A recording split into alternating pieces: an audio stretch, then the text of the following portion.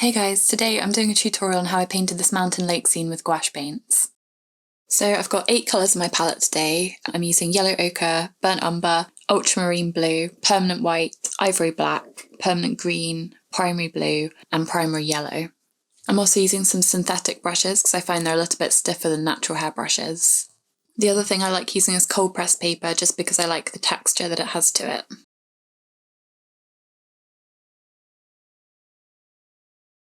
I'm going to start with painting the sky, so I'm painting over a very quick light sketch that I'd done in watercolour pencil, where I just mapped out where I want the mountains and the lake to go. So the sky is very light primary blue, and I'm mixing titanium white with a hint of primary blue. You can use phthalo blue or even ultramarine if those are the colours that you've got.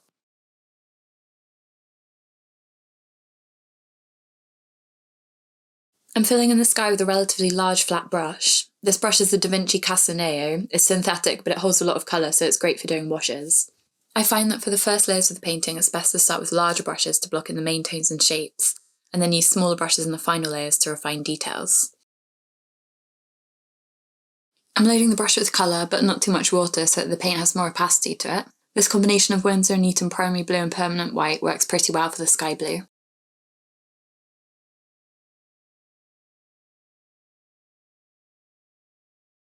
Now, I want to create some cloud texture, so I've waited for the sky section to dry, and I'm going to use the dry brush technique to pick up some of the texture of the cold pressed paper to create the impression of fluffy, broken cloud shapes.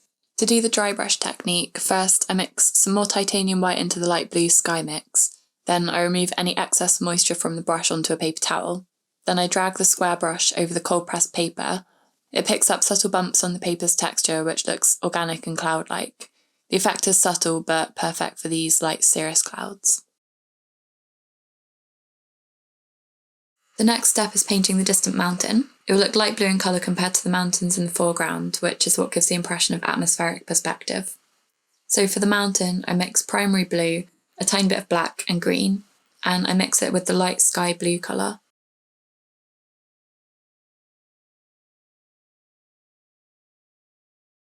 The nearer mountains are darker, more saturated and detailed.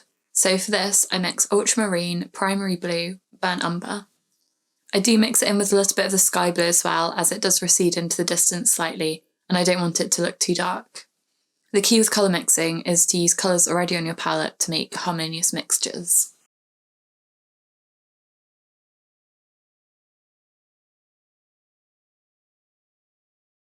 The mountain on the top right hand side will have less of the white and blue from the sky mix and more green and burnt umber.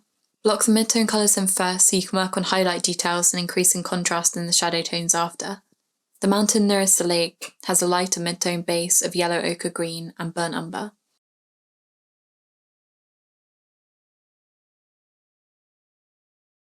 In the reflection, the bright areas of the trees appear darker and the shadows appear ever so slightly lighter, but this results in a darker mass overall. This wash of colour is fairly dark, but also relatively watery, which is giving the colour some transparency. This is what I love about gouache, is that you can use the paints like watercolour to create pigmented looking washes and they still have transparency to them. But you also have the flexibility to add white to create opaque layers. Some people will choose to paint more directly, but I like painting with this layered approach, leaving the opaque details and highlights until the final layer. I'm also just using one brush to paint, this springy synthetic square brush, which I find is quite versatile for creating a variety of blocked in shapes in this first layer. I'm roughly starting to add depth to this green mid-tone to establish the shapes of the trees and also to show where the light source is. I've mixed the green on the palette with burnt umber and a little ivory black. My brush is fairly dry because I want to leave patches of texture where the light is hitting the leaves. We can go over these shadow tones to create more texture later on. I'm also adding back in some of the mid-tones that I lost whilst painting the shadows. For this, I mix some white and extra green into the shadow tone, and I'm using a round brush to create some leaf texture. I'll eventually come to build lighter and mid-tones on top of this later. Next, I'm going to paint the reflections on the left-hand side. The reflections are dark blue in tone, so I'm blocking in a wash of black, blue, and some of the green colour that I have on my palette. The colours are transparent without the addition of white, so the paper is backlighting the mix. I'm also going to block in the reflection of the sky while the reflection colours are still wet to create a soft edge where the reflection of the mountain transitions to the reflection of the sky. The reflection of the sky in this section here is mainly reflecting the clouds, so it's going to appear light, but ever so slightly darker in tone compared to the clouds in the sky. For this, I've mixed primary blue with a large proportion of white, and I soften the edges around the tree reflections on the right-hand side. Edges in water will look soft compared to edges of elements on land. With all the sections blocked in, this painting is starting to come together. We've got the appearance of distance and atmospheric perspective giving the blocked-in layers depth already. Next, we're going to refine details and add in light and midtones. I'm using a round brush to paint some of the light and midtones on the leaves of the fir trees. That's a mix of green, lemon yellow, white, then a small amount of burnt umber and ultramarine to tone it down.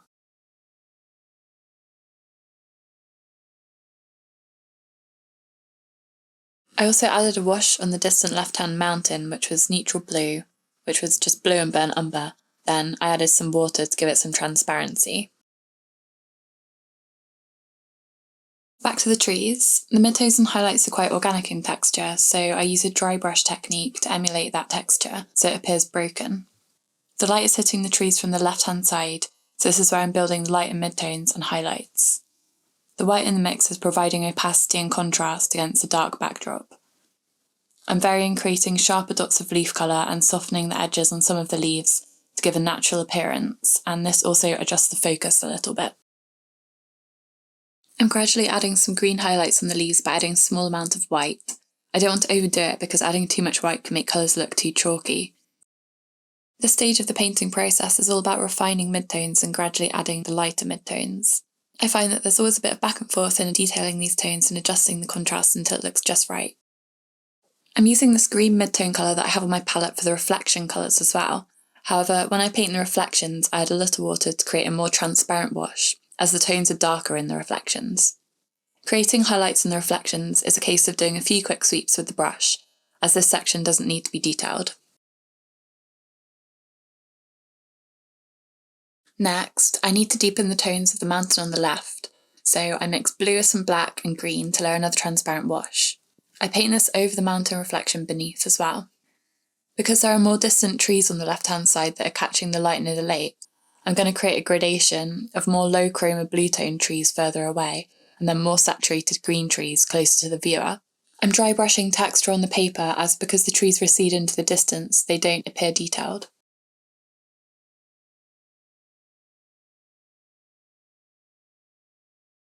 Now I'm painting some final details. The ripples in the water here are a combination of primary blue, black, and a large amount of white, and I'm using the edge of this synthetic square brush to create the horizontal ripple lines on the reflections and on the bank near the mountain.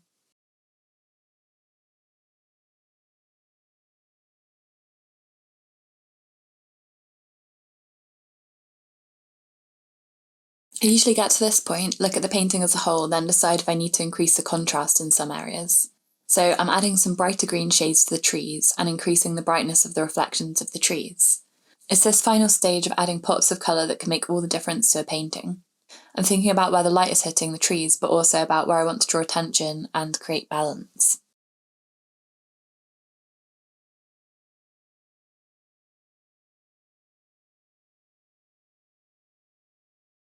This is looking just about done, so I'm going to wait for it to dry, then remove it from this watercolour paper block.